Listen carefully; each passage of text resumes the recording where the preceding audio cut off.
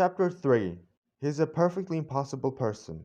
However, when I called on Wednesday, there was a letter with the West Kensington postmark upon it, and my name scrawled across the envelope. The contents were as follows: Sir, I have duly received your note in which you claim to support my views. You quote an isolated sentence from my lecture and appear to have some difficulty in understanding it. I should have thought that only a stupid person could have failed to grasp the point, but if it really needs explanation, I shall see you at the hour named. As for your suggestions, I would have you know that it's not my habit to change my views. You will kindly show the envelope of this letter to my man, Austin, when you call, as he has to take every precaution to protect me from the intrusive people who call themselves journalists. Yours faithfully, George Edward Challenger. This was the letter that I read aloud to Tarp Henry. His only remark was that I should take along some hemostatic.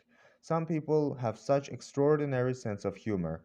A taxicab took me round in good time for my appointment. It was an imposing house at which we stopped.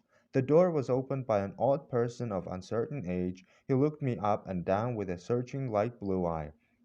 Expected? He asked. An appointment. I showed the envelope. Right. He seemed to be a person of few words. I entered and saw a small woman. She was a bright, dark-eyed lady, more French than English in her type. One moment, she said, "You can wait, Austin. May I ask if you have met my husband before?" "No, madam, I have not had the honor." "Then I apologize to you in advance. I must tell you that he is an impossible person, absolutely impossible. Get quickly out of the room if he seems to be violent. Don't argue with him. Several people have been injured. Afterwards, there is a public scandal, and it reflects upon me and all of us. I suppose it wasn't about South America you wanted to see him. I could not lie to a lady. Dear me, this is the most dangerous subject. You won't believe a word he says. But don't tell him so. It makes him very violent. Pretend to believe him. If you find him really dangerous, ring the bell and hold him off until I come. Even at his worst, I can usually control him." So I was conducted to the end of the passage. I entered the room and found myself face to face with the professor. He sat in a chair behind a broad table which was covered with books, maps, and diagrams. His appearance made me gasp. I was prepared for something strange, but not for so overpowering a personality as this. It was his size which took one's breath away. His head was enormous, the largest I have ever seen. His hair and beard were bluish black. The latter was the spade shaped and rippling down over his chest. The eyes were blue gray under great black eyebrows, very clear, very critical, and very masterful. This is a roaring voice made up my first impression of the notorious Professor Challenger. "Well," said he, with a most arrogant stare, "what now?" "You were good enough to give me an appointment, sir," said I, producing his envelope. "Oh, you are the young person who cannot understand plain English, are you? And you approve my conclusions, as I understand." "Entirely, sir, entirely. I was very emphatic."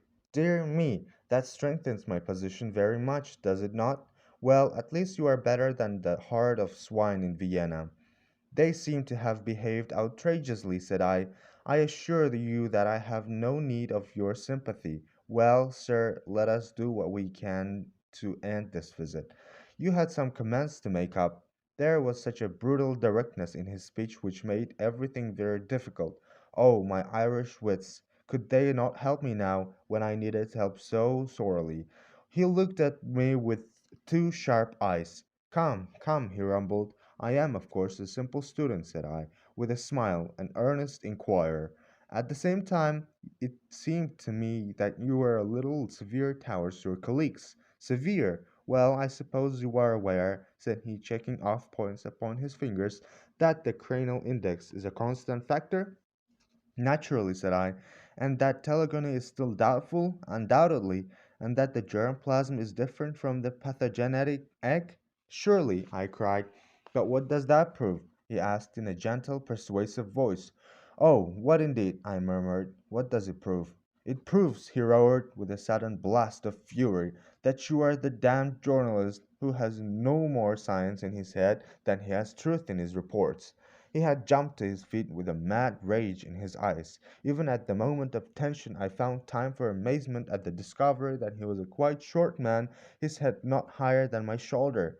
Nonsense, he cried, leaning forward.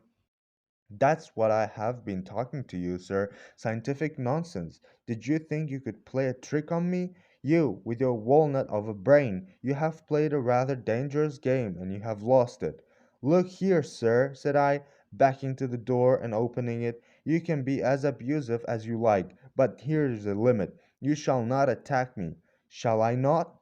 He was slowly approaching in a menacing way. I have thrown several of journalists out of the house. You will be fourth or fifth. Why should you not follow them?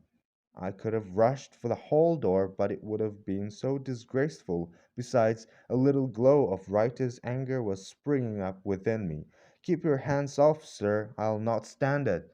Dear me, he cried, smiling. Don't be such a fool, Professor, I cried. What can you hope for? I'm not the man.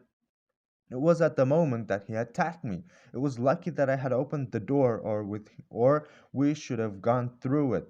We did a Catherine wheel together down the passage. My mouth was full of his beard. Our arms were locked, our bodies intertwined. The watchful Austin had thrown open the hall door. We went down the front steps and rolled apart into the gutter. He sprang to his feet, waving his fists. Had enough? He panted. You infernal bully! I cried as I gathered myself together. At that moment a policeman appeared beside us, his notebook in his hand. What's all this? You ought to be ashamed, said the policeman. Well, he insisted, turning to me, what is it then? This man attacked me, I said. Did you attack him? Attack? Asked the policeman. The professor breathed hard and said nothing. It's not the first time either, said the policeman severely. You were in trouble last month for the same thing. Do you give him a charge, sir? I softened. No, said I do not. It was my fault. He gave me fair warning. The policeman closed his notebook. Don't let us have any more such goings on, he said, and left. The professor looked at me, and there was something humorous in his eyes. Come in, said he. I've not done with you yet. I followed him into the house.